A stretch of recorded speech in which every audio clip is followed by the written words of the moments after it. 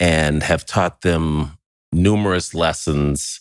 And I just want to hear from Barack how you approached raising your daughters, because this was obviously before you got to the White House. So you were just like the rest of us, just a regular dad who's having kids and going to work and trying to make time. What was your strategy? Well, first of all, the most important strategy, whether it was a boy or a girl, was having the right partner. And now that I'm not, that's me, that I say y'all. even behind her back. Yeah. Every one of my young male staff members, when they talk to me about dating and relationships and what to look for, I say, look, the starting point is this person is going to raise your children alongside you. And so I'll be honest with you. Michelle being Malia and Sasha's mom, that made all the difference. And then I do think, for whatever reason, we had similar strategies in the sense that I think we both believed that you give unconditional love to kids, but you also give them structure. That you're always there for them and keeping them safe, but you're also saying as early as 2 or 3, no, you can't do that. No, you can't have that. We believed in explaining why, but we also believed in being firm. We had bedtimes and bath times, and you had to eat your vegetables even if you didn't like them. Right. And you couldn't act stupid in public. Yeah. And couldn't do it. Couldn't whine for what or you throw wanted. tantrums. Yeah. And so we had, I think, a shared vision of how to, what your mom always used to talk about. You're raising adults. Right. And so you're starting off saying to them, here are consequences for your actions. Here's responsibilities that we think you can handle. Make mistakes and learn from them. Right? So we had that. And let me just say, too, just so that people understand the kind of father Barack was from the beginning, is that he was an engaged father from the minute they were born. And he wasn't the kind of man that was like, I don't do this, I don't change diapers. I'll hand them to me when they talk and I can, and I can relate. They make me feel comfortable. We, as when Malia was a baby, we shared 50-50. Yeah. I took the night shift. Because I'm the night owl. Shift. Yeah. He's the night owl. And that helped me because I wasn't sleep deprived, because I would pump while I was breastfeeding, which wasn't for a long time. And I would go to bed at a reasonable bedtime, and I could hand my baby, and I will say because she was my baby, over to this guy. And know stinky that, man. And know that she would be alive in the morning. Right. And he relished that time. But I also had to let go, right? I had to say, you know what? Whatever is happening between 8 at night and 5 in the morning, I can't micromanage that relationship. They're going to be okay. She's a baby. He was the one who got her sleep trained, because I wouldn't have been able to handle letting my baby cry it out. Right. But over the course of a week, I think 3 days. It was 3 days. It wasn't even a week. It wasn't even a long time. At 5 months. So once he did that, so we had kids who slept through the night from the time they were 5 months old. So because we shared that responsibility, and Barack owned a huge part of the girls as infants, it established a relationship between him and them that, carries through even today. Well, that brings me, what you said, what you both have said brings me to a question that I'm going to ask, but I'm going to contextualize it with the fact that after you guys became famous, people would ask me about you guys meeting and and how you came about and the origin story and all of that.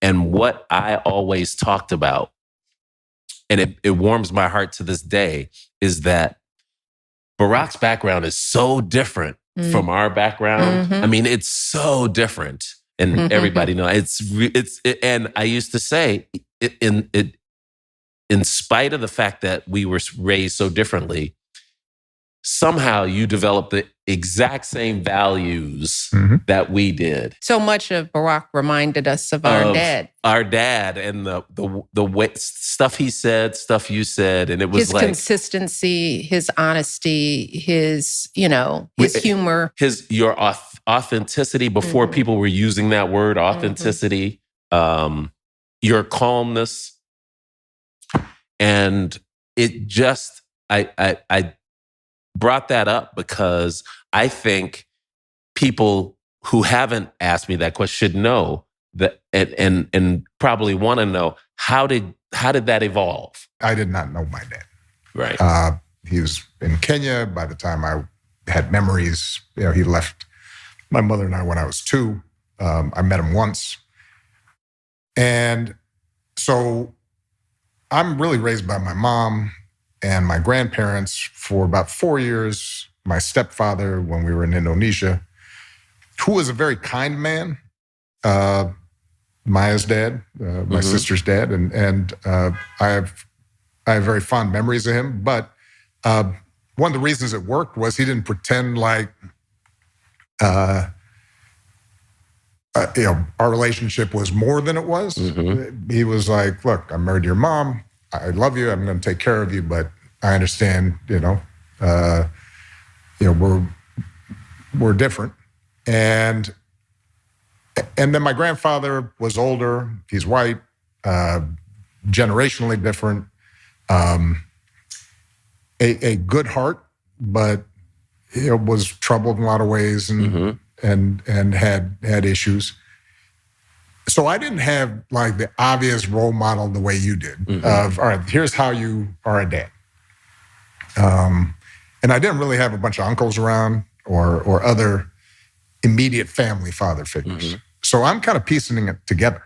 And which is true for so many. That's the story for so many boys growing up these days. I mean, in that sense, I think as unusual as my background was, that part of it isn't that unusual, right? It was kind of typical.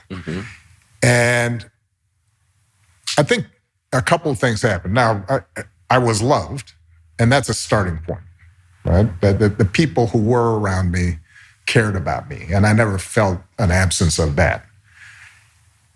And the second thing I think you learn to do when you're in that situation is, all right, I got to sort of, I have to adopt role models. I got to piece them together and get a sense of, all right, what does it mean to be a man? Now, later on, as I got older, you'd start recognizing that some of the ideas about manhood that were being given to us back in the 70s and the 80s, not all of them were great, right? Can I ask you both to talk about what manhood meant for you? What it meant for you when you were little boys coming up, what you thought it was, and what you then came to understand it to actually be? Well, I don't remember maybe... understand it to actually be? Well, I don't remember maybe when I was a really young child, other than the idea that guys were strong, they didn't whine, they were tough. They were expected to go to work. They worked and provide, right, and protect. Yes. I mean, and I think back about Dad. I think when I'm thinking about Dad as a role model, I remember the fact that here you have a man who has MS, and he's getting up and he's going to work absolutely every day. Right. And he is not complaining. That's another thing. Men didn't complain. You don't complain. Then. You're stoic. You were. I love that word, stoic. Coach Carmody used to use that all the time. Stoic. But our dad never complained. He never got up. He had a sense of humor. That was another Right. thing that you learned from guys, is that you needed a sense of humor. Right. But one of the most important things that I remember is that you got along. Got along You in got the world, along, period. period. You got along with the other guys you were with. You got along with your teammates. You got along with your coworkers. Nobody wanted to be considered a jerk. That is true. Some of the definitions of manhood, I think, were negative, right? You don't whine, you don't cry. No emotion. You're not a jerk. Mm-hmm. I do like the thing you brought up, though, about being a protector, because for some reason that